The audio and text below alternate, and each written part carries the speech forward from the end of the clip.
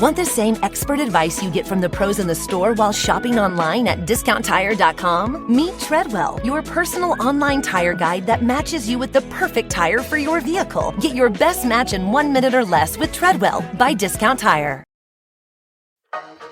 Hey, honey, how was your trip to Menards? Awesome! The Menards bag sale is back. Oh, what's the bag sale? You grab a bag in store and save 15% on everything you can fit in the bag. I got a new cordless drill, LED bulbs to help with the electric bill, stocked up on toothpaste, always need batteries, and paint for the mudroom, plus all my favorite snacks.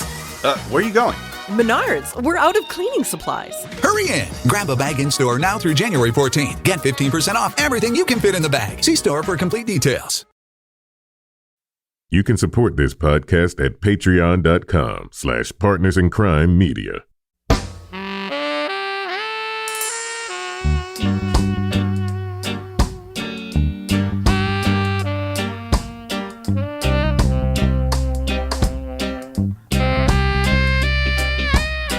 I'm Rebecca Lavoie, and this is Crime Writers On, the podcast about other podcasts and also about true crime, pop culture.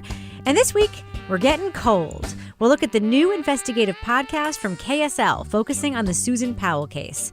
Also, as the year comes to an end, we give our recommendations for some of the other things that you should watch, read, or listen to, some of which we did not discuss on this program. Joining me to get that done and a whole lot more is my real-life husband, true crime co-author, former TV journalist, and guy who has to do everything around our house right now, Kevin Flynn. Hello, Kevin. I am so tired. I'm exhausted. Basically, you're just like me. Oh, shut up. Except you've only been doing it for one Up, day. shut up. Shut up. Also, hang in there, Kevin. Oh, I'm rubbing my eyes. I want to go to sleep. Also with us is journalist, true crime author, former defense investigator, licensed private investigator, and charity Christmas tree high bidder, Lara Bricker. Congratulations, Lara. Actually, I didn't win. What? Oh, no. But wait till you hear this is so sad. So I was like the only bidder. That the thing's supposed to end on Friday. I go into the Y. I go, did I win the tree? They said, yeah, because nobody else bid, we're extending it another week because we need to make more money. And I was like, screw this. I'm going to get a tree. I can't wait until Christmas Eve for a Christmas tree. That's right. Like one person bid after me, so they're going to have a totally dried up Christmas tree when they finally get it.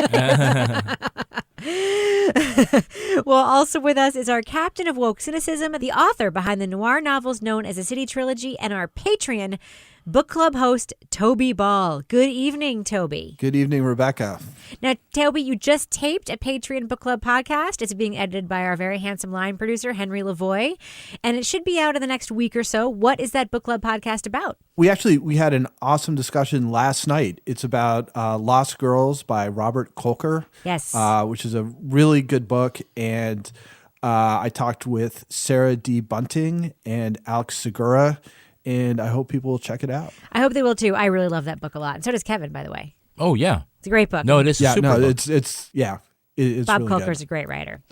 All right. Well, before we get into the show, Kevin, should we explain why it is that you have to do everything and why you were being abusive to me during the intro to the show? Telling me to shut up. Yeah, I feel like we need a disclaimer there. Oh, my goodness.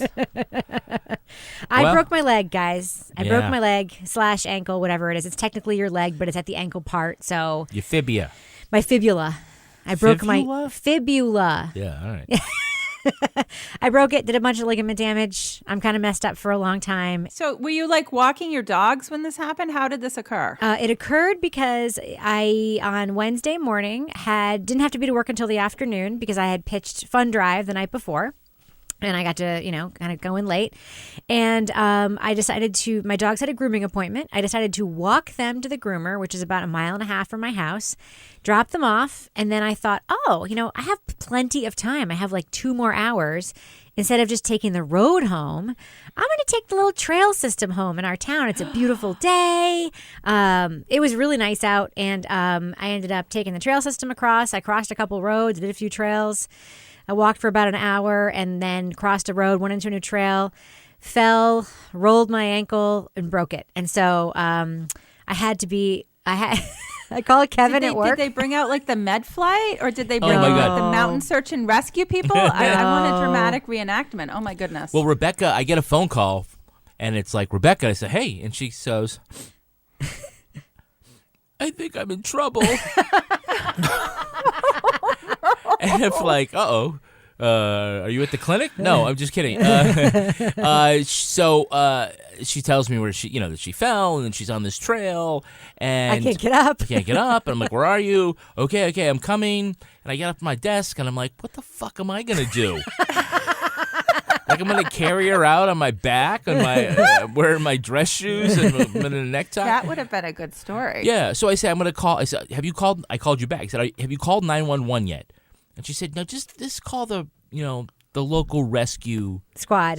I'm like, That's literally what's called, the rescue squad. I'm going to dial 9. I'm going to look up 7 digits instead of calling 911. I said, you just shut up and sit there. No, I didn't say that. And I was like, I'm just gonna do it. So I called 911 and, told them where to find you. And so by the time I got to the woods, to the trailhead, fire was there, police were there. Rescue squad. They were all out the ambulance just waiting for... searching for me in the woods. Yeah. I was very easy to find. Cadaver dogs? I was only Not yet. I had just crossed a road, so I was only 1,000 feet in on this particular part of the trail. And I was just lying there, and I made some phone calls. I called my job and told them I wasn't going to be in that day. I called Gabe Roth at Slate to tell him I couldn't record the Slate podcast that day. Why not? He's like, I'm lying in the... I was like, well, I'm lying in the woods waiting for the ambulance to come and carry me away to the hospital. So yeah, it sucks. Did they bring you out on a gator? I got pulled out on like a sled stretcher thing. Is that what a gator is? I don't know what a gator is. No, the gator's like that, like 4-wheel drive that looks like a 4-wheeler, but it's like sometimes the fire departments have those. There was just enough snow where she could just slide. They pulled me out. Yeah, it was very easy. 6 men pulled me out. Yeah. Wow. Put her in It the takes 6 ambulance. men. It takes Were 6. any of them handsome? Well, yeah. I mean, I knew 2 of them because it's a very small town. It was like our friend Chris, who we've known for years, and my friend Megan's husband was another one of them, and then our rescue squad EMT Opie, who I've seen around town quite a bit. His kids go to my kids' school, and Opie. yeah, this is small town stuff, guys. And yeah, they had to cut my boot off, the whole deal. Went to the hospital. Went to the orthopedist, and it could be a very long haul. Well, what is the prognosis? Prognosis is I broke my leg at the ankle and did some ligament damage. The orthopedist thinks it maybe heal in a cast, so I have a cast. But I might need surgery, in which case it's going to take 9 months to a year. So Rebecca has an appointment next week, a follow-up appointment to take another X-ray, and if everything is going the way it should, she can probably just wear the cast, and then we'll see how many weeks that is. But if they don't like the way things are looking, because I'm old, then there's something else. So I guess next podcast we'll have an update, true a medical crime update. Health update. I did take a break from the Vicodin to record this podcast, though, just so you know. Yeah. I do have one question. I have a concern here. Is this going to affect your ability to wear cowboy boots when we go to PodX? That's yes. what I really need. Yeah, I think it is, Lara, because even if I'm out of the cast by then, chances are I'll be in a thing. And the good news is I'll be able to use a wheelchair at the airport, which is always fun. For what? What is this? PodX, the conference we're going to be appearing at. Yes. We're going to be at PodX? We are going to be at PodX in Nashville. Just you and me? And Lara and Toby. The 4 of us? The 4 of us. So people can come and meet us? It's going to be a fan conference. It's going to be really fun. It's taking place from May 31st to June 2nd in Nashville.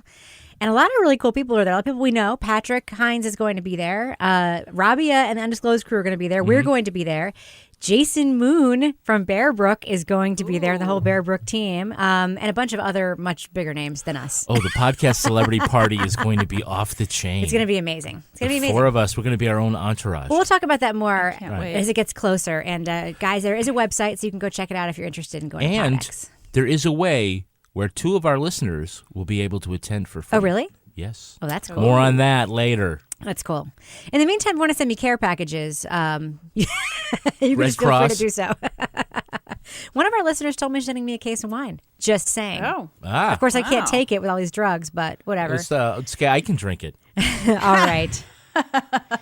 Well, Kevin, can you please read this for me? Let's start the show, shall we? True Crime Podcast Update. Curtis Flowers' lawyers have filed a new motion recently in his case. Of course, the Curtis Flowers case was the case featured in the excellent podcast, many say the best of the year, In the Dark Season 2. Lara, can you fill us in on what's going on in this motion? Yeah, this is exciting because Doug Evans, who's like the subject of much of my ire in my rage world.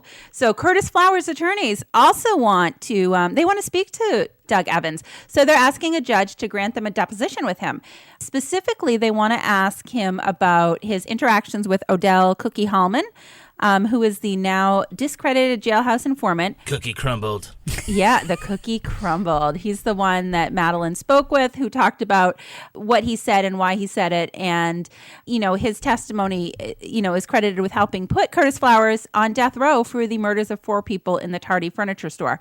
So Curtis's attorneys call the state's theory of the case, this is my favorite, a, quote, fantasy that the prosecution concocted and brought to life by manipulating witnesses.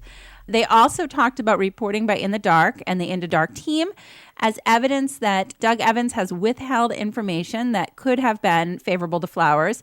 And they're asking the judge to have Evans turn over any documents that he has not turned over before. Now, he, of course, is claiming that he's turned everything over. He's also declined to comment.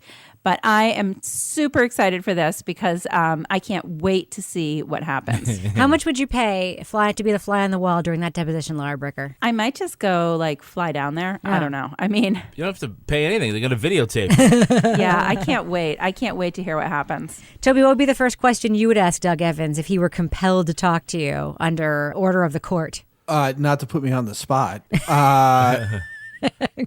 What would be my first question? Mm-hmm. I don't know. I think sort of like a sort of general dude, what the fuck? Yeah, that's Why are exactly. you such a racist? Ugh. The fuck, man. All right. Well, moving on. Let's get to our first review of the evening, shall we? Let's do it. We'll start with a new podcast about the 2009 Susan Powell case. Cold from KSL Radio explores Susan's disappearance and the subsequent murder-suicide of her husband and children. Spoiler alert, right? Although I guess it was 2009. They tell you right off top. That's true. Yeah. Using recovered computer files and other investigative documents, host Dave Cawley provides an in-their-own-words look at the Powell family. Josh is mean to me, but only because I was mean to him, and then he was mean back to me, so I was mean to him more. And now he's being mean to me again. But I still love him, even though he won't kiss me. The voice you're hearing now belongs to Susan. She recorded that while dating Josh way back at the start of 2001, when she was 19. Maybe he'll deserve and earn and actually get his Valentine's Day gift. Maybe. Cold tells the family's tragic tale with a mix of audio and video recordings, family interviews, and actor portrayals of the Powells themselves. Now, we are going to be talking about plot points for Cold, so if you want to remain spoiler-free, jump to the time code listed in the show notes for our thumbs up or thumbs down review. Now, this podcast starts kind of in an interesting place. Whether or not you think you know about Josh Powell and the Susan Powell case, the court records and documents that the podcast producers have obtained really dig up a lot more background on Josh, on his family, on sort of a lot of the backstory here. Now, the story starts with Josh and his father, Stephen Powell, when Josh was a child and his growing up. Stephen, of course, becomes a character in the story again later in the course of the crime. But there's this idea, Kevin, of this multi-generational pattern of manipulation, narcissism, cruelty. Do you think that Josh Powell inherited this from his dad or learned it from him? Or do you think he's just super fucked up? What's your opinion on that? Can the answer be both? Yeah? I mean, he obviously grew up in a weird household. What is this with the kidnapping game? Yeah. I didn't even really get His that. parents' divorce was traumatic, and they would pretend that they were kidnapping the kids or something. It was very strange. Yeah, there's that. And I would just say that it seems like, from the portrait of Josh that we get through at least the first 2 episodes, that, whether or not his dad had anything to do with it is probably beside the point. He is a weird dude, and, that comes out. It does. We also hear an interview with his old girlfriend, Catherine, who I guess has never spoken publicly about this before, pre-Susan Powell girlfriend. And Josh, man, sounds like an awesome boyfriend. He even stole her college money. Yeah. Toby, what did you think of this backstory, hearing about this guy? We're going to talk about some issues with the podcast in a minute, so I'll give you a chance to discuss those. But I'm just curious to know your take on just what we heard about Josh Powell's upbringing and the stories that we heard from Catherine. Do you think that this kind of thing can be inherited, or do you think that Josh is just inherently fucked up? So, yeah, I mean, I don't think it's like genetically inherited, but I think definitely the nurture aspect of things. Like everything you hear about his dad, like every single new fact you hear about him makes his dad seem more and more fucked up. It's not surprising that would have an influence on Josh. I think he also, and maybe this is what you're actually asking, I think he's got some other personality disorders that may just be part of his package. But the way he was raised definitely exacerbated whatever he had. Like, it's pretty clear that he's probably mentally ill. He certainly does not deal with people the way most people do. Yeah. Lara, one of the things that Josh does is this habit that apparently he's been doing for a long time where he tapes himself in these audio journals. I think that she is incredibly beautiful. And a lot of that is because of the way she treats me, the way she takes care of me and my house. She comes in here and she is the one person that I can feel comfortable with in my house. What the fuck? What is your reaction to hearing his voice, and how much does he make you feel the way that Ken Kratz makes you feel when you listen to tapes of Ken Kratz talking?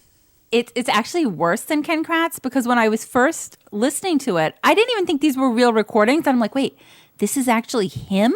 I mean, like, who, first of all, records themselves like this? I mean, I can't. Do you guys know anyone who just makes these bizarro little creepy audio recordings? And then just the whiny, sort of sniveling nature of his voice. I was driving when I was listening to this, and I was just like, I hate you, I hate you, I hate you, as I was like driving down the road, because he was just so obnoxious. Just listening to how he was when he was like, I was dating this other girl, but I didn't really find it very ladylike when she was drinking alcohol and dancing or whatever the hell. I was just like, oh my God. But just the whole, like, his delivery, I wanted to smack him. I don't know. Did anyone else have that reaction, or have I really just embraced the rage too much? No, he's pretty creepy and gross. Yeah. I mean, there's something to me that's really creepily narcissistic about the person who believes that they are important enough that everything they're doing needs to be recorded for posterity. You mean like us and our podcast? No, I mean like if you made me scan and transcribe all of your handwritten Post-it notes because they're so important that they need to be like kept for all posterity. Yeah. But this was by Thomas Jefferson did that. Yeah. But he had a reason to. Because he was a founding father. Yeah. People would actually like read his stuff later. I'm better than most of the people I know. Not conceited. It's just a fact. That's one of the things he said, for real. I mean, he also had the whole thing. We heard a lot of his contemporaneous recordings after he met Susan. After he did all this sister jumping between sister to sister to sister to sister, and then he met Susan. Yeah. And he's like, I love resting with her sweet body next to mine. I love the way it feels. She is soft, but she's not fat. Her body is soft in the right spots and more toned and hard in the right spots. She's soft in all the right places. And muscular. hard in other Yes. places. We met when she was 12. God. But as disgusting as it was to listen to this and as like rage-inducing for me, I think it really brought a lot to the story because, I mean, we've all seen this. Like, this was something that was in the news a lot when it happened.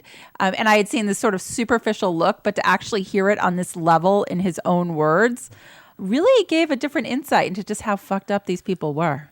I'd never heard of this. Oh, really? You've never heard of this case? It was all over like the nightly news and stuff. This is the first time I've ever heard of it. It was happening while you were on the jury for that timber taking trial. That's probably, yeah. I was consumed. There is a lot of tape in this, and this actually plays to the podcast's benefit that, rarely in these cases. I thought you were going to say strengths for a second. It's got some good things. It's got some weaknesses, but this is something rarely in a case do you get so much material from the victim and the perpetrator, and the video recording of the dad coming on to the sexually assaulting her. I just had what is probably the most erotic experience I've had in my entire life. Why is he taping in the car when he's professing his love?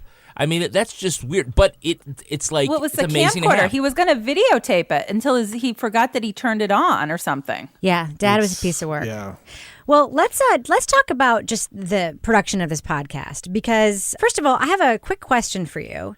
Would anybody on this panel be surprised to hear that KSL is a media outlet, radio and television media outlet, owned and managed by the Church of Jesus Christ of Latter-day Saints? Anyone surprised to hear that for listening to the podcast? Yes, I am. What about you, Toby? I'm surprised that it's professional, audio producers are involved, but I'm not surprised that the Mormon Church is involved. I mean, to me, I did hear there's a lot of themes about religion in the story. They sort of talk about Josh going in and out of the church. And they do seem to lean on, when he's in the church, he's better. And when he's out of the church, things go wrong for him. They really, and they don't seem to question that in a way that it seems discordant with some of the other transparency of the podcast. Did you pick up on that, Toby? Oh, yeah, absolutely. I mean, there's a whole thing. His creepy dad, left the church and was sort of openly antagonistic to the church. Part of the way they build up, sympathy for Susan is that she's trying to maintain her religious beliefs in the face of his, hostility towards it. She wants to tithe part of her salary. She wants to go to church. Yeah. He doesn't want to go. So it's not totally a martyrdom story, but they do. There is that aspect of a religious person under persecution from, somebody who's strayed. Yeah, I heard that too, and I was just curious to know if anyone else did. Yeah. So when I found out, I sort of was digging around the website looking for some of the documents and stuff that they talked about being there, and I was like, Hazel, I've never heard of this place. What is this a public record? No, what is this? And I was like, oh, it all kind of clicked for me at that point. Well, I do want to talk about the production style of this podcast, because it's a little different. There is an issue, I think, with the tightness of the tape and the narration that sounds almost like, I was telling you the other night, Kevin, like a news spot to me. When there's interview tape or any tape, he talks over the front of it and then comes out of it so quickly that you can't even kind of process. I'm just going to play a clip of that as an example. No matter how much I tried to persuade him to be just let me go. I'm going to come back. He was like, no. In March of 1999, Catherine decided to take a trip home to Utah to visit a friend. Josh's school schedule prevented him from joining. It was when I got away, from him, and I didn't realize how much. Kevin, what do you think of the production style of this podcast? Not just that tape issue, but sort of the way that it is written, presented, and all that stuff. Well, I think I have other observations about that. That is sort of a very commercial news radio kind of style. I don't necessarily think that's bad. It's different from the podcast style, which sort of is a descendant of public radio, which is a little more stretched out. The upside is they do have an awful lot of tape, but I think that there is so much detail, there is so much to it that it's almost too much. I think, what they have here is the makings of a great true crime book. Because the detail level is there, and we went through thousands of files. So Dave spent a lot of time nurturing the material and his research, and like many authors, and me included, he has fallen in love with the research, and everything has to be in there. It could be a much tighter story, and it could be, you don't have to talk about every job the cop that they took ever had. Yeah. Well, yeah, the cop that was too long. But the thing but with it their sounded family, like a true crime book. It did, yeah. You could read that and it would be good, but you keep talking about well, then she got this job and she started making this. I don't know. Josh found a part-time job doing web development for a trucking company called Aspen Logistics. Though he had no formal training in the field, he had taught himself enough to do the work. He dabbled in web design in his free time as well, even forming a company, Polished Marketing LLC. They got a carpet that was shag, and there was it just was like so much that it really could have been summarized. You don't need to have 5-hour-long episodes. Again, you could have 5 really great 40-minute episodes. So I think it just had like way too much of that. And lastly, as far as Dave as a reader, there's some things about it just like seemed, if I were going to give notes ahead of time, I would write this down and say, do this. And then I think about it and it says, well, he did this. I'm like, yeah, that didn't work. Trying to sound natural sometimes. Like, whoa, no, she definitely didn't want that. I can't remember how many times we did that, but I'm just like, this is insane. In effect, Josh made Catherine a prisoner. Yet she kept telling herself she was happy. She was lying to herself. Yeah, it's very jarring, and when they do use music, it seems to be like little clips in like very weird places. Like all of a sudden there's some drama. Steve worked his magic. He told Josh the insanity had started with Susan. He said she had led him on. I mean, he was only reacting to her provocations. He would do well to study a little more of Ira Glass's This American Life on how to pace and how to break things up with a little bit of music instead of it just being almost an hour-long read. And we also could talk about whether or not it makes sense to have actors reading things as characters when you also have the real people, their voices too, particularly the first episode where I was like, I couldn't tell, like, is this really the sister? I got lost into like, who's real and who's an actor really quickly. So I think it has too much. Yeah. What do you think, Toby? I know you also have thoughts. Yeah, well, I mean, I think Kevin summarized it pretty well as far as I'm concerned. It just seemed kind of relentless. It's like it's an hour and there's no pause. And as a matter of fact, there's not even like a natural like pause for a breath in between people talking. As Kevin was saying, it's cut more like, I don't know, was it pre-NPR or non-NPR stuff? And I think that's fine when it's like a 2-minute piece or a 3-minute piece that you're trying to like jam it in. But when it's an hour of that, it's just like, man, there's you just don't have a chance to like take anything in. It's just one thing after another. But I don't want to be, the stuff they have in there, like some of the stuff is pretty, they've got some pretty amazing footage, I think. And the research that went into it, is impressive, but it just requires like such consistent attention. It just seemed kind of tiring.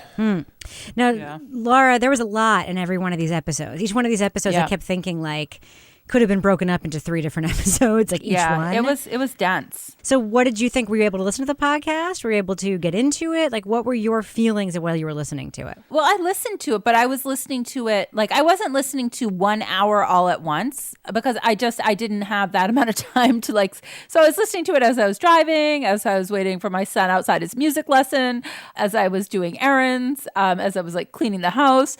But I was listening, and I was listening to the writing style, and I was listening to the amount of information and the amount of access he had. I'm thinking, this sounds like a true crime book. I'm not sure why it's a podcast. I felt like maybe this was the wrong medium for it.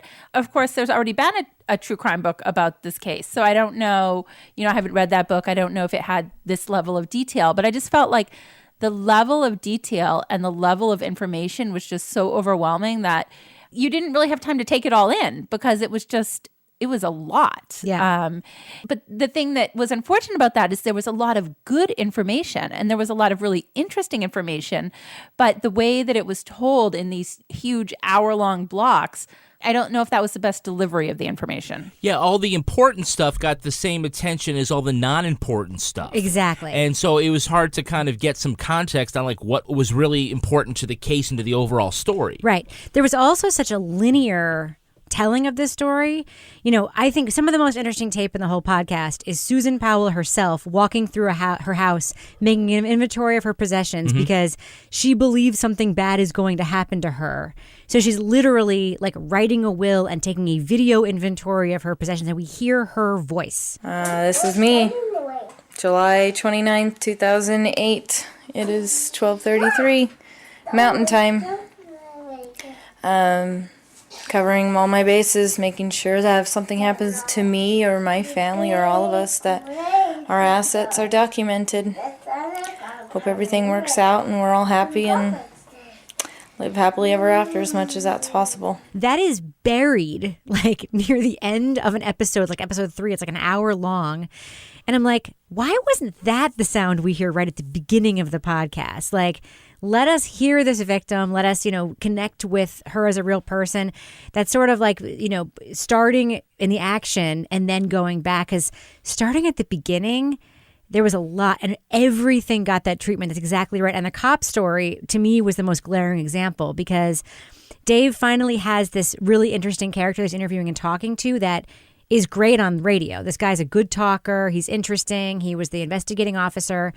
But then we have to hear about all of his attempts to apply to this police department. Like he applied to this police. We heard about every single one of them and why he was going to try again and why he didn't try again. I was listening to that part of the podcast while I was waiting in the waiting room of my eye doctor. And I was like, I'm not sure which one of these two activities is more boring. Waiting in the waiting room with the eye doctor or listening to all this cop's attempts to get this stupid job, which we know he got because we already heard he was the investigating officer of this case. Mm-hmm. Yeah. Anyway. If it was a book, you'd just skim through that part. Exactly. But you can't do it. Exactly. It reminds me of all the research you did about, Sheila LaBar and what songs the DJ was playing when she was in the bar waiting to meet her first victim and how an editor was like, yeah, nobody cares, Kevin. Nobody cares. You didn't say that. It was very good. I think it's interesting. I thought I was pretty proud of the fact that I knew she had a Southern Comfort Manhattan.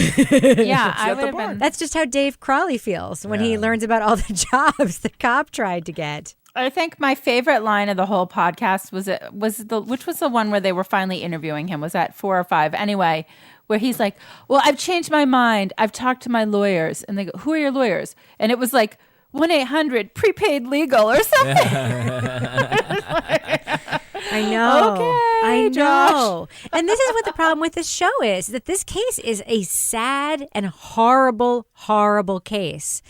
And we're laughing at these details because the way it was put together was just so clinical, like boom, boom, boom, boom, boom. Like you're not set up to feel anything because you've just been exercising your ears listening, I don't know.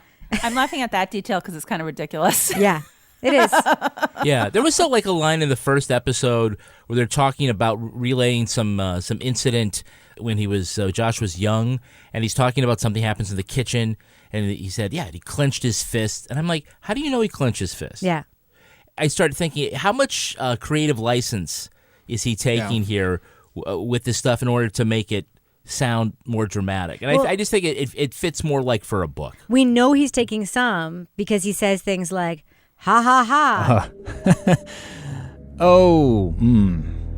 No. Susan was very upset. And he says things like, he completely failed to understand she thought he was a weirdo. Like, he makes these strange asides that make you realize that there is some, it's not an accusation, it's just that he is taking some license. He's not just, playing the tape. Seems that way, yeah. Yeah, it does.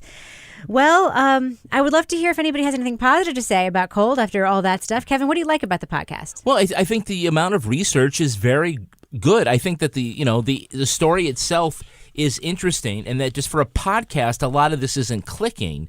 But I think, again, for a book, I think we could agree this would be the way he has it, this would be a really interesting true crime book because it has so much detail, and it can tell us, a very in-depth story about this family that nobody's heard.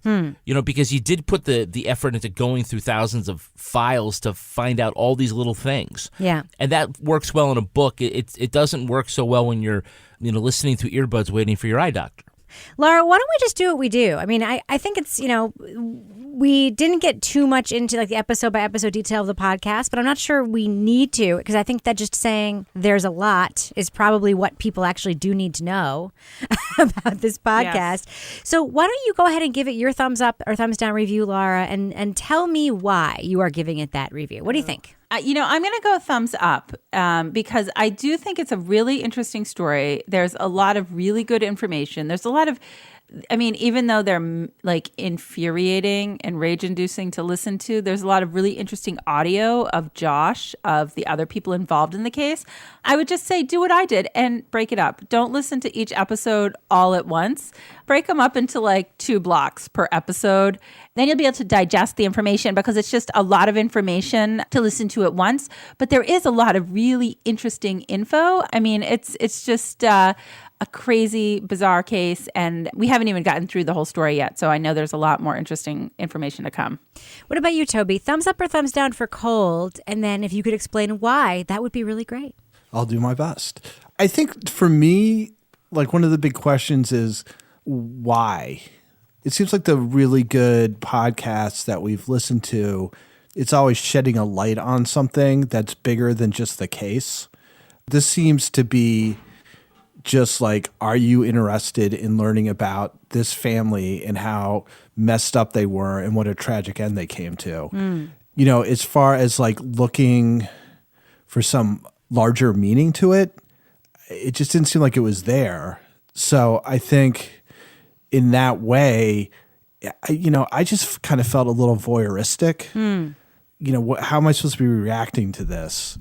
What is this supposed to be making me think about? And it really just comes down to this freaking awful, Josh and, his dad and that side of this family.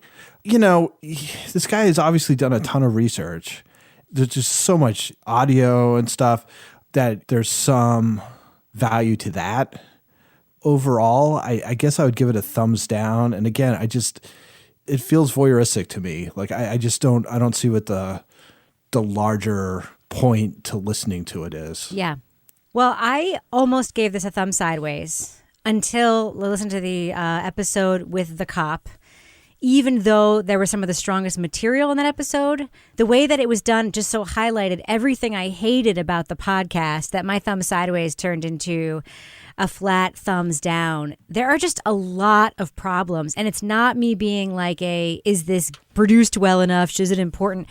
My question is, why is this important? And kind of along the lines of what you said, Toby, there's no central question here. The central question isn't, how did this happen? Or what can we do to prevent this kind of thing in the future? Or what ramifications does this case have on like society at large? Or where did the criminal justice system fail? It really is just what happened. That's all that it is. And Kevin, when you say it would make a great true crime book, I think it would make a super shitty true crime book because it's literally just that. It's just, here's what happened.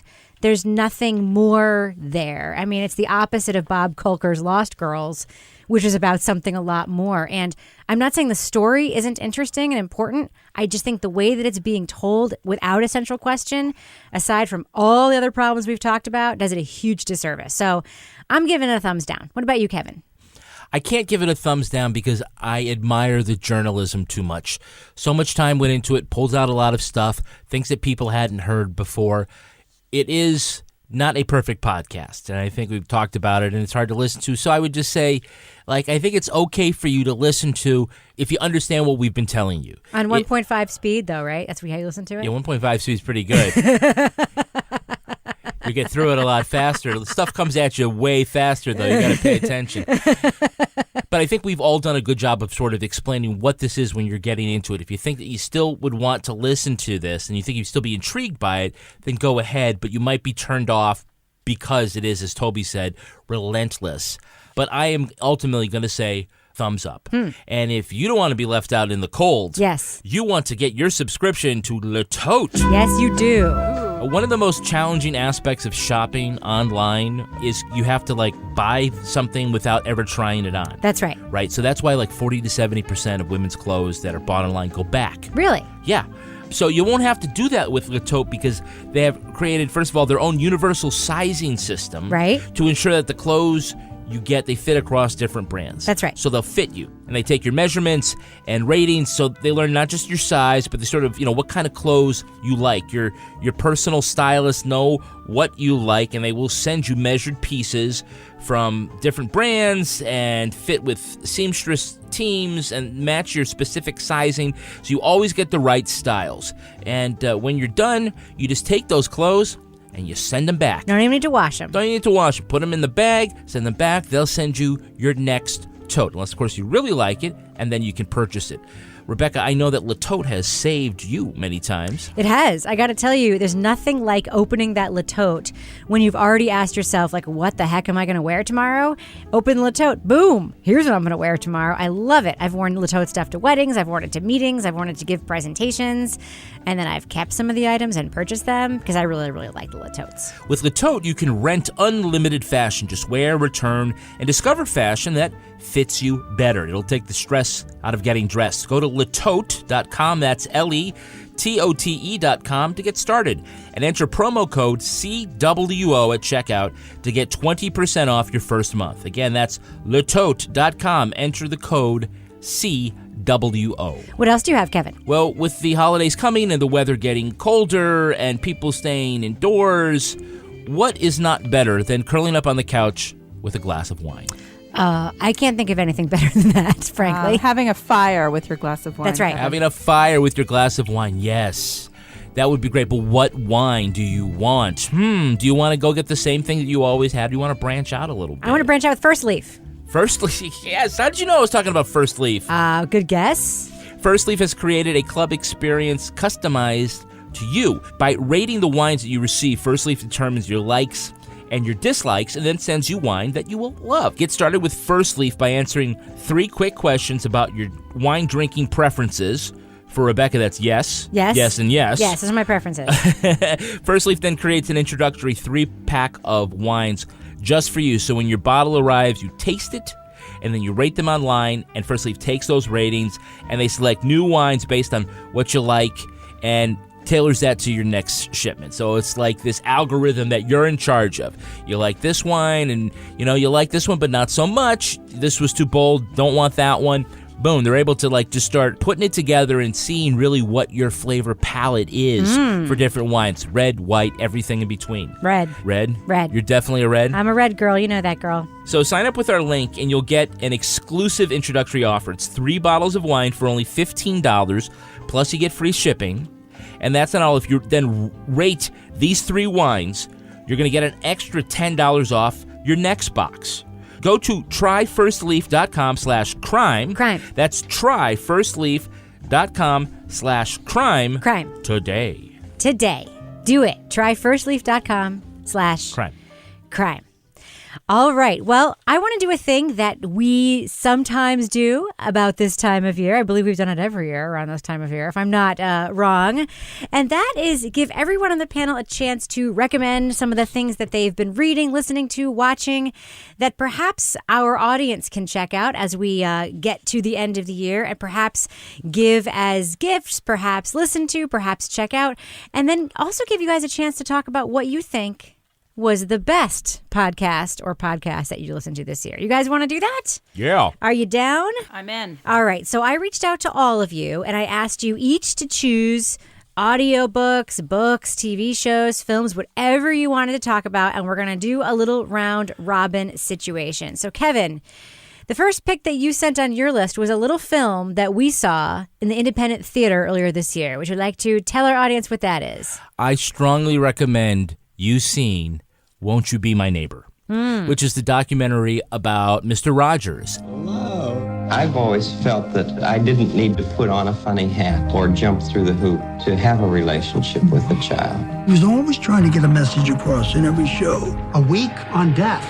What does assassination mean? On divorce. Some people get married, and after a while they're so unhappy that they don't want to be married anymore. He was radical. I know everyone says that, but he was radical. They didn't want black people to come and swim in their swimming pools. My being on the program was a statement for Fred. We went to it and cried. And cried. Twice. 3 times. 4 times. Cried like little bitches. Honest to God, we had to wait till everybody left the theater. It's true. Before we got up. And cried not because it's sad, but because it is sweet in a way that is nothing like this is sweet. And of course, if you're like us and you grew up in this area, you grew up watching Mr. Rogers, it just touches your heart so much. Gives you the feels. Gives you the feels. I know that Tom Hanks is doing a biopic about Mr. Rogers, and no offense to Tom Hanks, I don't see how it could be better than this movie. So I'd say find out where it is, get in your car, drive 100 miles to that art house theater to watch it, or I think it's going to be available streaming or on demand very soon. So that's definitely what you want to watch. Watch Won't You Be My Neighbor? All right, Toby, I'm going to come to you. What is the first pick from your list that you would like our listeners to know about? I assembled my list in no real order, but since number one is, I don't think I've recommended this before, is a very short book. It's almost a novella called Fever Dream by Samantha Schweblin. It's the creepiest book I've ever read, probably by far. And it's about 90 pages. There's no gore. There's no violence. But just from like even like the first like 2 sentences, it just starts off creepy and it just continues being creepy. So if you're in the mood for that, and you know, if you're freaked out by like most horror books because you don't like the, you know, graphic violence or whatever, this has got none of that. Right. It's all in the atmosphere. It's all creep, is what you're saying. Yes. All right, Lara Very good. Bricker, what is your first pick for recommendations from 2018 that you would like our audience to check out? Well, this is great because we're coming up on, you know, we're going to have some time off, hopefully around Christmas, around the holidays. A great new thing to binge. Season 2 of The Marvelous Mrs. Maisel is out now. This is on Amazon Prime. It is the funniest, smartest show I have watched in a long time. You're not late so often. Just getting around. I mean, not getting around. Marry somebody and everything will be fine. Do you think you can go back to making Jell-O molds? I don't know. I make a hell of a Jell-O mold. We got a girl comic coming up. Don't get too excited, fellas. She keeps her clothes on. This is based in the late 1950s in New York City. The main character, Midge Maisel, ends up leaving her husband. She's been living her perfect New York Upper West Side Jewish lifestyle with her father, her 2 kids. Her parents, her father, they live downstairs in the same building.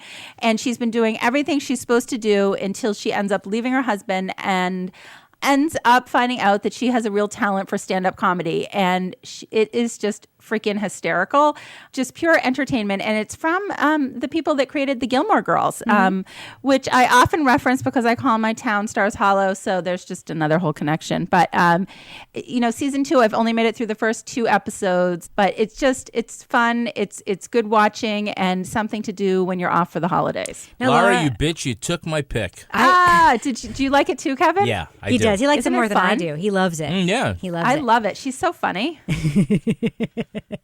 Now, Laura, I think my little town is going to compete for the Stars Hollow crown since I got carried out of the woods on a sled by the rescue squad, the leader of which was named Opie. Don't you think I win the Stars Hollow prize? But do you have a holiday trolley in your town? We do not have a holiday trolley. I could be on the holiday trolley right now, but I'm here. Well, my first pick is a book, and this is something that our audience may not know about me, but Kevin surely does, is I actually don't listen to nearly so many podcasts as I do audiobooks. It's pretty much my constant listening companion. If you guys knew how much money I spent in extra credits on frickin' audible.com/crime, you would die. You would absolutely die because I cannot get enough of audiobooks. And when I find an author I love, I get super excited, and my favorite book that I have listened to this year is a mystery called The Word is Murder by Anthony Horowitz. His hands were clasped together in a gesture of profound regret. His face was crumpled, mournful, not helped by hair that had thinned to the edge of baldness, and a beard that had the look of a failed experiment. Anthony Horowitz is a very prolific writer. He wrote a television series called Foyle's War. He writes all sorts of novels and books for kids. He writes James Bond novels. He's written all sorts of stuff for movies and television. The Word is Murder, however, is his second standalone mystery novel. The first one I believe I've also recommended many times, called The Magpie Murders. And it is a very meta book in which Anthony Horowitz writes himself in as a character in the book.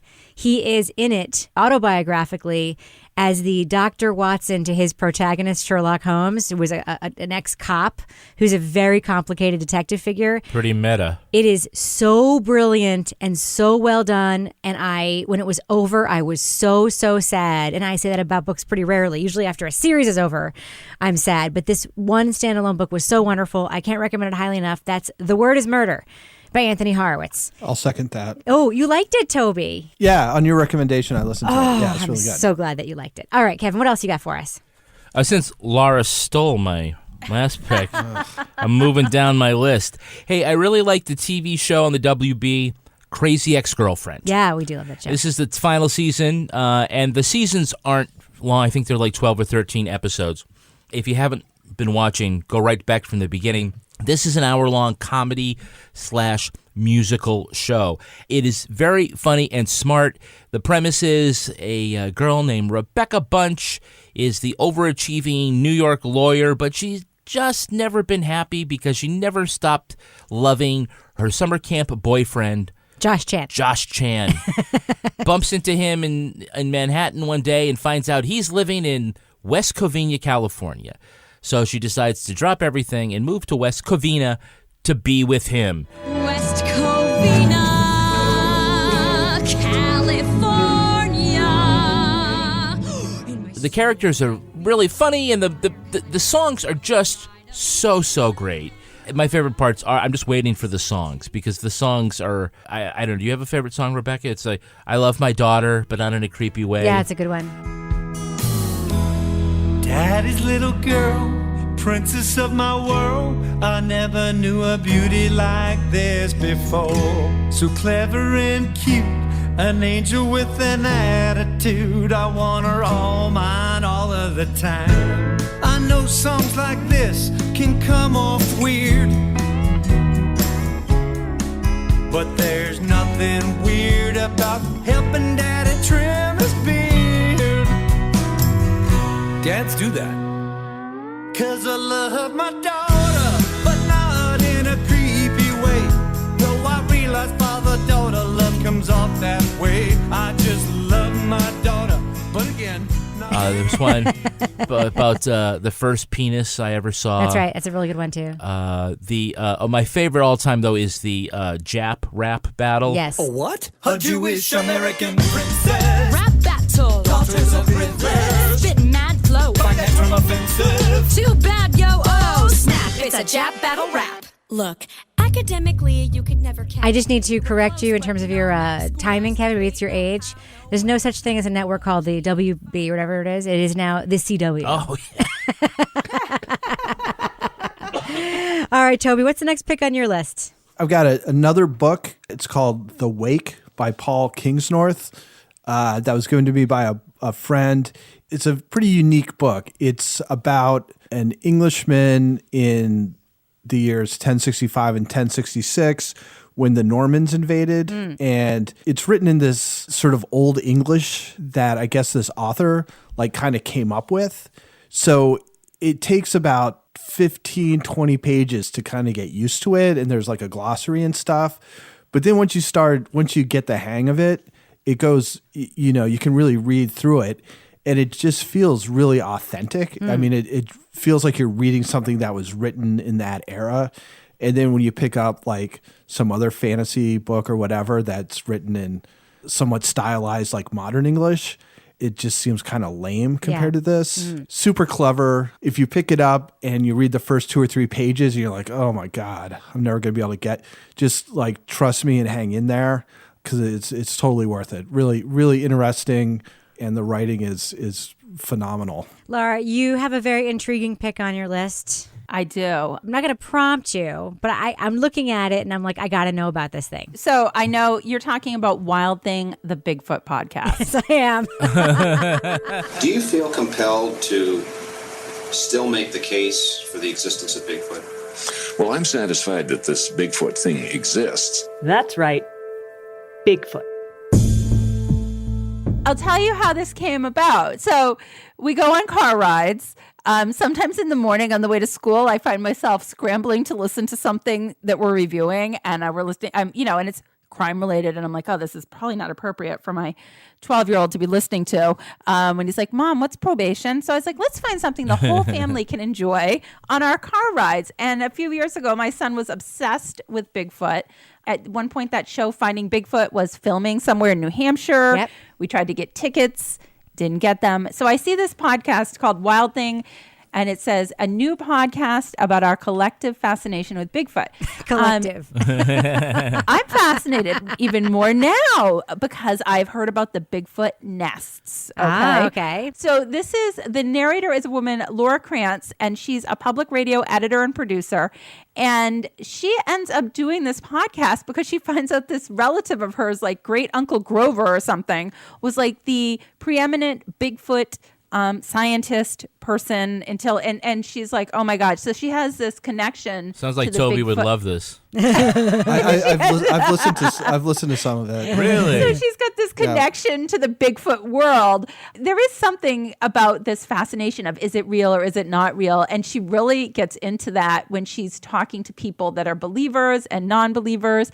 We listened to a little bit of it in the car today, and I was like, hey, they're going to have a special bonus episode with the guy who's the half of that famous film from 1967, the Patterson-Gimlin film. Yes. And so Bob Gimlin, the famous half of that is interviewed. And my son's like, yeah, it's already fake. It's been proven. I'm like, don't be so sure about that. Huh. So it's just interesting. And it's something that if you're going on a car ride over the holidays with your family and you don't want to like traumatize your kids for the rest of your life listening to a crime podcast, you can traumatize them listening to Bigfoot and they won't sleep at night. But it's really interesting. They have found hobbits. This is what I heard today. They have found little hobbit skeletons. I swear to God, Toby, hobbits are real. So listen to the podcast and you can learn all about it. Wild Thing, the podcast about Bigfoot. I may skip my audiobook listening and switch over. You've sold me, Lara Bricker. My next pick. Oh, what should I pick for my list? What should I pick? I'm going to go with a series of books that I discovered fairly recently by a very unsuccessful author named Robert Galbraith, who is actually very successful author, J.K. Rowling. I like their books. Yes, Robert Galbraith is the pen name of J.K. Rowling. She wrote a series of mysteries, the CB Strike, procedural mysteries. Cormoran Strike is the detective in those books, his spunky partner, Robin. It is a really, really fun thing to read or listen to. These books are beautifully written. I never read the Harry Potter books, but I know a lot of people love them. And I will tell you, I don't know if the writing translates, but J.K. Rowling's writing as Robert Galbraith is really excellent mystery writing. So I really enjoy them. I'm on book 3, and I can't recommend them enough. That's the Robert Galbraith's CB Strike series, which is actually by little-known author J.K. Rowling. It's much better than The Casual Vacancy that made me want to kill myself after I read it. I was so depressing. It was like the worst thing I ever. So I was like, oh. So I like those ones. So That's exactly agree with what Rebecca. a Hufflepuff would say. Kevin, what's next on your list? There's a podcast that I really liked. It's called Bagman, and it's from MSNBC. The host is Rachel Maddow. What you're about to hear, I think, is one of the most surreal clips I've maybe ever heard when it comes to American politics. This is a TV interview with a vice president, and what he's about to allege here is that the president of the United States, who he served with, was threatening to have him murdered. And if you like slow burn, I think you should try to maybe listen in on this. It takes a look back at the controversy around Vice President Spiro Agnew and how he was forced from office in very much this kind of slow burn style. Although, unlike with what Leon Neyfakh does, they sort of don't tell like different stories about different people surrounding the controversy. It's really a much more linear description of this bit of history that is sort of overlooked because Watergate was happening at the same time. It's hard to imagine that we had a vice president who was taking bribes inside the White House. And that is so astonishing that you would think that that would be something that we would all remember. But a lot of us don't, only because, the Watergate era is about Watergate. So I think that Rachel Maddow does. She already, if you watch her show, she has a unique storytelling style. And when you just listen to her doing a podcast, you realize, oh, that's what her style is. It's very much like a podcast. So she slips right into this role very well. And I thought that the story was pretty well told. It's not slow burn. It's not. Because the style is different. But if you got your dose of history from Slow Burn in a way that you enjoyed, I think you might also like Bagman. I think it's worth checking out. Just be prepared to turn your volume up and down a lot because the levels are all over the place. Yeah, okay. I'm going to give it it's why it's not the best podcast of the year. It's NBC. Somebody could figure out how to balance the volume. One thing's like this, and one thing's like this. And it was like, what the hell? That is the one flaw of it. That made me crazy. But yeah, it's pretty good. All right, Toby, what else do you have on your list? So there's a podcast from Rebecca's buddies at Slate called Decoder Ring. And I listened to one episode called The Incunabula Papers. By the late 80s, they had developed a device called the egg to explore something called cognitive chaos. It was a kind of modified sensory deprivation chamber. They were hoping it would help them experience the point at which a wave becomes a particle. But during a test of the egg, with a young man inside of it, the whole thing just disappeared. 7 minutes later, it came back. And the young man, who was still inside, still alive, told them what had happened. He had dived down to the quantum level and followed a wave all the way into an alternate dimension, into another version of Earth. And I'm kind of a sucker for these, like, it's kind of a hoax, but it's sort of one of those things where the internet kind of takes hold of it and it just grows and grows into like more of a thing and actually, manifests itself like in reality in some ways. It's a very interesting story. It was well told. I plan to listen to more of Decoder Ring, but that's the only episode I've listened to. But I recommend it highly. It reminded me a little bit of that weird podcast about a year ago about the video game machine. Oh, yeah. Oh, the Polybius conspiracy. That's right, yes. It's reminiscent of that. That podcast, Decoder Ring, is produced and sometimes features my very good friend Benjamin Frisch, who is a producer at Slate and, by the way, did the artwork for Crime Writers On, our new revamped artwork. Oh, yes. Everything comes around. It's everything. It's the Crime Writers On conspiracy. Lara, what else do you have on your list? I have another. So I'm all about, I think I'm in my year end. I want to be entertained. Jack Ryan on Amazon Prime. Oh, yeah. You do this often?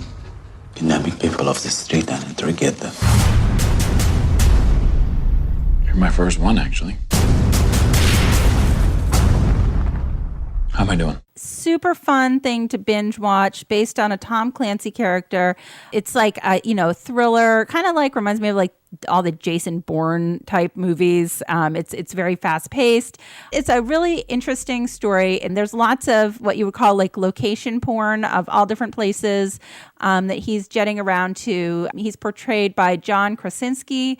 You know what? I think it's 8 episodes. It's something that, you can watch, and everybody in the family that maybe isn't as obsessed with your true crime watching as you are, they will also probably enjoy this because Fireman Ken also watched this with me and also did enjoy it. How do you feel about Swole Jim from The Office? That's what I want to know.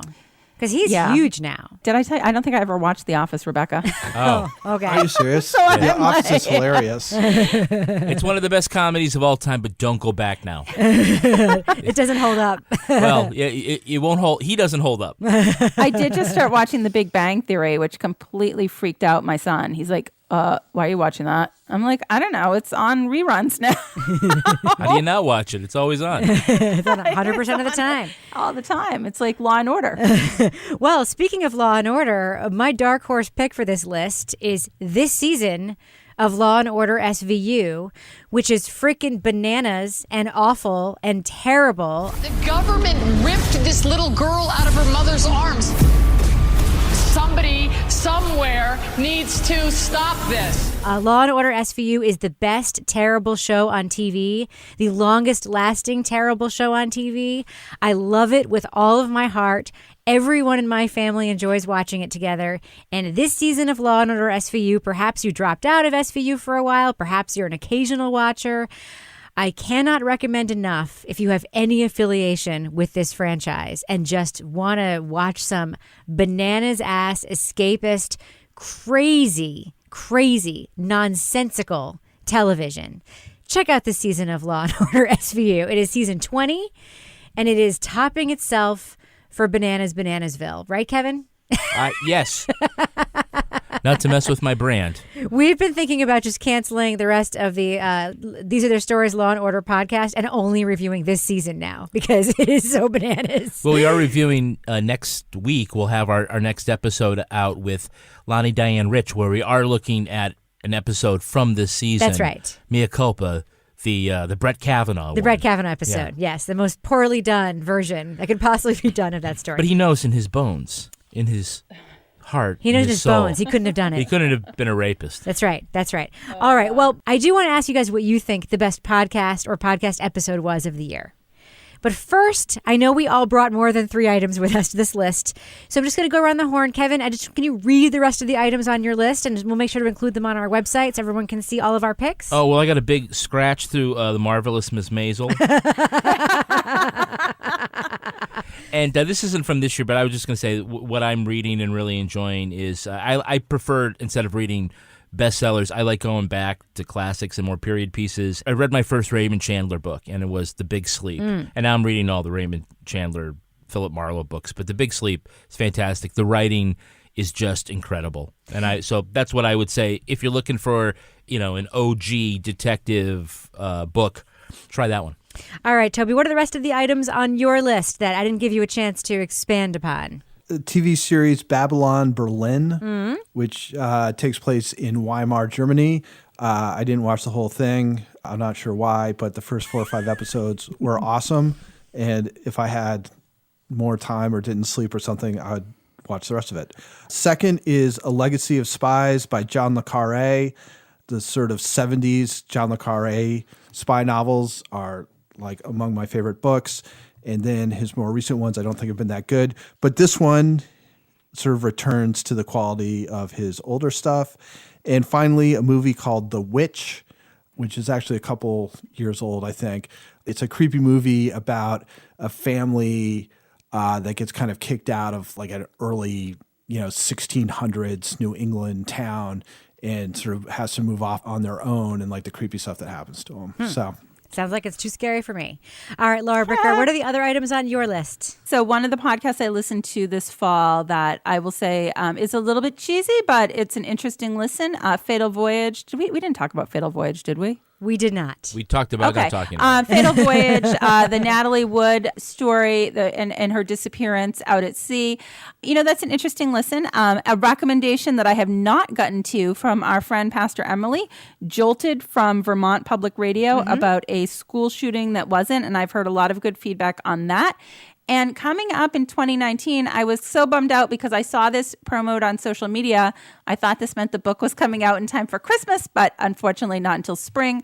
Catherine Howe, who writes some really interesting historical fiction mystery set in like the Salem, Mass area, is coming out with a sequel to the first book of hers that I read that I really liked called The Physic Book of Deliverance Dane. She has a sequel coming out in the spring. So in the new year, that is on my list as soon as it is available. So other things I didn't get to on my list, another book pick that I actually read and didn't listen to, that's Tom Bowman's Dry Bones in the Valley. It's about toxic fracking, a traumatized small-town cop, a lot of poverty, and also toxic masculinity. It is a very good book, and it is a very masculine book written in such a way that you don't have to be a man to enjoy it, and I always love a book like that. I also wanted to do another slight nod to the very fun British crime series, Scott and Bailey, which Lara Bricker got me into. It's not deep. It's just fun, and it's kind of for the ladies. I loved it. The Faroe Island series by author Chris Ould. Listen to them on audiobook. They're truly excellent. And then finally, I really want to recommend to our listeners, especially if you have watched and liked Queer Eye for the Straight Guy on Netflix, run, don't walk, and listen to Jonathan Van Ness's excellent podcast called Getting Curious with Jonathan Van Ness. And if you want an episode to start with, because there are lots of them, I recommend starting with How Do You Apply Ethics to Everyday Life, in which he talks to an ethicist and learns what ethics are. And he's just a very fun interviewer. He does it in only the way that Jonathan Van Ness can. It's very joyful, and I learn a lot every time I listen to that show. All right, well, let's do it, shall we? I would like to go around the horn and give you a chance to tell me what you think is the best podcast of the year. And it's okay if you want to name a runner-up or two. It's very hard to pick. Lara Bricker, I'm going to start with you. So this is no surprise because this is what launched many things in my life. This year, In the Dark was absolutely, I think, the best podcast of the year. I think it might have been the best podcast we've listened to in terms of true crime podcasts that are actually resulting in some change in cases with wrongful convictions. So In the Dark is just like heads and tails above everything. But I'm going to say Bear Brook was my second favorite podcast of the year, and so much so that Fireman Ken got sick of listening to me talk about it and has actually finished the entire podcast. So much so that we are all getting our DNA tests for Christmas this year. Nice. Even though the podcast is a cautionary tale. It was a cautionary tale. So I will tell you, I will report back on what I am. Can't wait to hear how much Neanderthal you are. Lara, I will tell you, I'm not really able to add Bear Brook to my list because I'm on the team that made the podcast. But I will give you a tip, which is that there is more to come soon. Do not unsubscribe from that podcast. Trust me. Just trust me. Well, let's just hope when I get my DNA results, maybe I'm connected to the case, Rebecca. Oh, God. Ooh, this could be so exciting. All right, Toby, what about you? What is your pick for best podcast of the year? So I'll start by saying I'm saving Bear Brook for when I have to do a bunch of driving. So I don't have anything to say about that. I thought this year was the best year in podcasting, at least as far as the stuff that we've covered. Missing and Murdered, Slow Burn, Caliphate, Bundyville, West Cork, Bikram, and Believed were all excellent podcasts that I think in any other year would be strong contenders. But this year, I just think In the Dark was the next step in the evolution, I think. So I think that was a clear best podcast. Yeah, no, I agree with you. In the Dark season 2, hands down, it's the top of every list. And the list that it's not on top of, that list maker is just lying or just trying to be cool and like not liking the thing that everybody else likes. In the Dark season 2, I think, is the undisputed best podcast of the year. I also would add that to my list. I also said the podcast we reviewed last week, Surviving Y2K, I just loved it. It made me feel so joyful, and I think that feeling is so rare.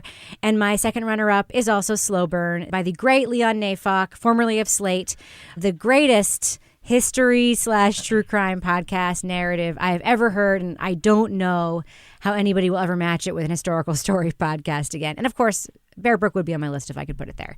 What about you, Kevin? Well, I have basically all the same podcasts that you guys had. I also had The Pope's Long Con and Gladiator, which I didn't hear, but In the Dark, and Serial. But I also think that, In the Dark, obviously, just heads and shoulders above the rest. I will say, Rebecca, when you handed out this assignment, you did not say best true crime podcast. That's okay. So I have one which is not as good as all of these, but as far as in the non-true crime area, something we haven't talked about, my favorite is More Perfect, which is from Radiolab. They do a side podcast, which is all about the Supreme Court and constitutional law and things like that. And for season 3, they did what's called the Most Perfect Album. They looked at all 27 amendments to the Constitution. They asked musicians of all genres to write a song about a different amendment, and they have little liner notes about different things about these amendments, and it's really interesting and fun. Do you know what the Third Amendment is? I'm going to let you tell me. It's the one about not allowing quartering soldiers. Quartering, yes. Right. It's one of the only amendments that has never been argued at the Supreme Court. Apparently nobody has a problem with that anymore. That was a big deal at the time. But after we won the Revolutionary War, it was like, no, I guess we're not just going to put soldiers in your house. Yeah. Do you know what the 29th Amendment was? Repealing prohibition? No, that's the right to have dress pant yoga pants from Beta Brand. Support for today's show comes from Beta Brand dress pant yoga pants. Rebecca, we had this accident the other day. Yes. We were in the emergency room. Yes. Your foot was all swollen. Yes. Broken leg. Yes. They need to get to it. They cut off my pants. Thank God I was not wearing my dress pant yoga pants. I was going to say, they were just close call. They were just crappy yoga pants. They were not your pair of dress pant yoga pants. I will tell you though, I do believe, I have not tested it yet, that my dress pant yoga pants might be a pair of dress pants I could actually wear. Slide over your cast? Yeah, because they're comfortable and stretchy, and they would actually make me feel like a human being, not like I'm wearing sweatpants. You'd look on fleek. I would. With your dress pant yoga pants. And my wheelchair. Yeah. Remember, these are pants that you can wear to work. You could be casual, go out to dinner in them, and, they just feel great. They have the faux zipper and pockets front pocket, belt loops, so you look sharp. They also come in boot cut, straight leg crop leggings, and a variety of different colors. They feel comfortable. They look really good. It's like wearing your yoga pants to work. Yeah, you know, that's why they're called dress pant yoga pants. Oh, is that why they call them dress pant yoga pants? Yes, and by the way, many of our listeners have been putting on our Facebook group and on Twitter who have purchased dress pant yoga pants how much they love them, asking each other questions about them. How does the sizing run? Like, people love these dress pant yoga pants. So visit betabrand.com and use our code CRIME to get 20% off yours. Millions of women agree that these are the most comfortable pants that you'll ever wear to work. That's betabrand.com. betabrand.com, and use our code CRIME to get 20% off your dress pant yoga pants. Dress pant yoga pants. What else you got, Kevin? Well, the average American blasts their eyes with bright screens for 11 hours a day, and you can't stop looking at those screens, but you can protect your eyes with a pair of Felix Gray glasses that are available with or without a prescription. Now, these glasses filter out about 90% of the high-energy blue light and eliminate the glare coming off of all those screens, the big ones, the little ones, the laptop ones, the foldy ones. Felix Gray glasses aren't like those weird computer glasses that you've seen before. There's no yellow lens tint, and they're handcrafted from premium Italian acetate, so they look stylish. And they're available in non-prescription, prescriptions, and readers. Plus, you get free shipping and free returns with nothing else to lose. What am I wearing right now? Felix Gray glasses. That's right. I'm just going to do. I don't know if you can hear that on my nose. How protected do your eyes feel from the screen glare? Do this. Yes. There you go. That's the lens. It's fantastic. Trust me, that was his glasses and not his finger on the microphone. Don't go another day looking at screens without some help from Felix Gray's. Go to felixgrayglasses.com/crime to protect your peepers today. That's felixgrayglasses.com/crime. felixgrayglasses.com/crime. Protect those peepers. My peepers is protected. I love that ad copy. Peeping peckers of Peeping, New Hampshire. Oh, my goodness. That was a story that didn't happen this week. That's right. Yeah, right. Now it's time for my favorite part of the podcast, a little something I like to call the Crime of the Week. The parents of students at St. James Catholic School outside of Los Angeles always had two questions. Why was there never enough money to fund needed projects? And why were two nuns always going on trips to Las Vegas? Both mysteries were solved when an audit revealed Sister Mary Margaret and Sister Lana skimmed hundreds of thousands of dollars in tuition money over the past decade. These twisted sisters then used that cash to gamble in Sin City. The nuns took a vow of poverty but claimed there was a rich uncle who was bankrolling their bad habit. They've asked for forgiveness and are promising to pay the money back, which is exactly what every gambler says when a bookie calls in their debt. So here's my question for you, panel. Lara Bricker, what else were these holy rollers up to when they took their trips to Vegas?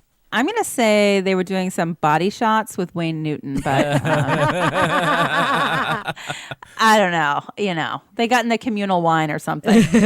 Toby Ball, what do you think these holy rollers got into in one of their many trips to Vegas? I had a habit joke I was going to make. Go ahead. I was going to say, I don't know about crimes, Rebecca, but I bet you they got into some bad habits.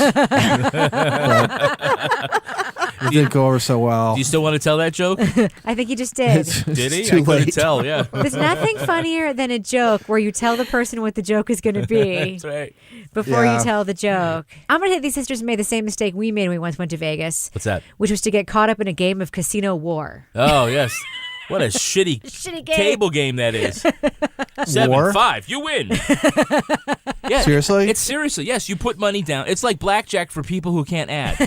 One card each. High card wins. All right. Okay, Seriously? Seriously. Casino War. Casino War. At the Tropicana. It was an unfortunate 10 minutes of our life. How do you bet on that? It's just You just sit down. You just think, Place all right. a bet. You place a bet, and you're hoping that your card is going to be higher than the dealer's card. And you know is what there another one where he just flips a coin and you call it? And There probably is. And you know, like when you both get the same card, like so Yeah. then they like took out like three Double extra down. cards, you know, tick, tick, tick, tick, tick, and then you flip. Yeah, that's Yeah. the same very thing happens. exciting. Yeah, it's very exciting. Oh, it's a tie. Wow. Yeah. Kevin, what else do you think these nuns got up to when they were in Las Vegas? Well, after they danced on the bar at Coyote Ugly, I think they jumped in the fountain at the Bellagio and turned it all into holy water. Ooh, that would be a nice change. That's Yeah. interesting. What's your favorite fountain song at the Bellagio, Kevin? Luck be a lady Mine too. tonight. It's the only good one. It's the best one. It's the best one. But how about the beef? It's what's for dinner. That's not that one. That's rodeo. That's not beef. That's how for I dinner. know it. That's a good one. All right, Lara Bricker. Before we sign off for the week, do we have a cat of the week this week? We do. This one is so fun for me. Pete Gifford tweeted this to me, and I love it. He says, "My family usually meets at my son's small farm for Thanksgiving. I had to leave early to get home from meetings, so I packed my car quickly. When I got home after a 5-hour drive, there was Belle, their barn cat, in the back seat. Oh. She is loving being warm and inside." And I said, "Oh, so given the 5-hour drive, are you going to keep her?" He said no. His granddaughters miss her terribly, and his cat Millie is not a fan of Belle the interloper. Wow.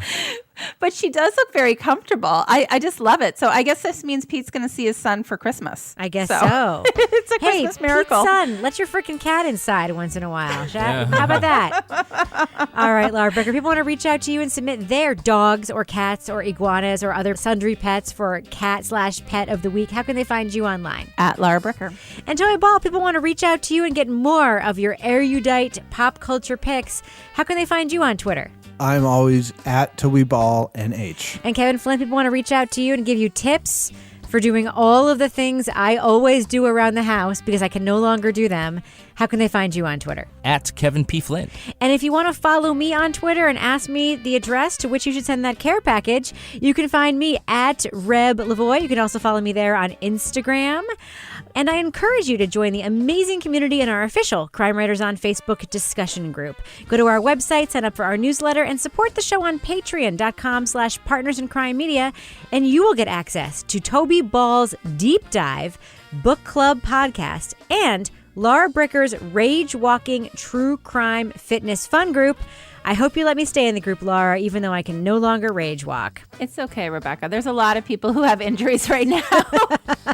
You can also get a free month of Stitcher Premium if you go to stitcherpremium.com/crime and get the code CRIME. When you join, you'll get access to Kevin's other show that he records with me called Married with Podcast. Our theme song was performed with the New York Ska Jazz Ensemble and used with permission. This show was recorded in the Yoga Loft above the Bodega in Bay St. Louis, Mississippi studio, otherwise known as Studio C, the closet in our basement where I'm keeping my crutches, wheelchair, knee scooter, and hospital-grade painkillers. Oh, yeah. On behalf of all the crime writers, thanks so much for listening. We will catch you later.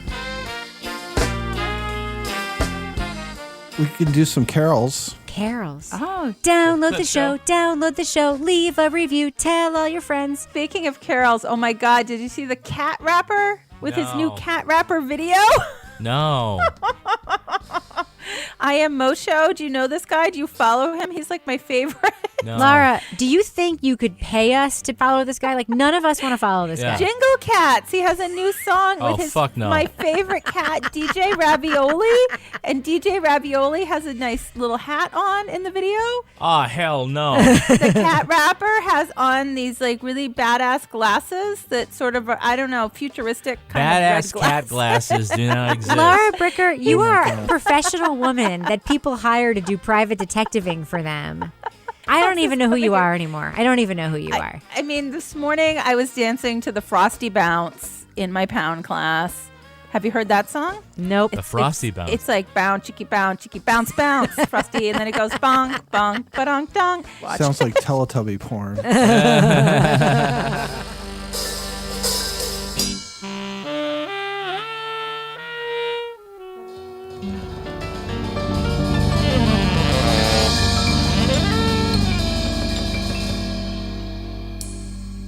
Partners in Crime Media. Having to commit to a piece without trying it on first can make online shopping tricky. Thankfully, Le Tote makes sure that you get the right styles and the right sizes delivered. Then, when you're done, just send them back. With Le Tote, you can rent unlimited fashion. Just wear, return, and discover fashion that fits you better. It'll take the stress out of getting dressed. Go to letote.com. That's LETOTE.com to get started. And enter promo code CWO at checkout to get 20% off your first month. Again, that's letote.com. tote.com. Enter the code CWO. Hey, honey, how was your trip to Menards? Awesome. The Menards bag sale is back. Oh, what's the bag sale? You grab a bag in store and save 15% on everything you can fit in the bag. I got a new cordless drill, LED bulbs to help with the electric bill, stocked up on toothpaste, always need batteries, and paint for the mudroom, plus all my favorite snacks. Where are you going? Menards, we're out of cleaning supplies. Hurry in. Grab a bag in store now through January 14th. Get 15% off everything you can fit in the bag. See store for complete details.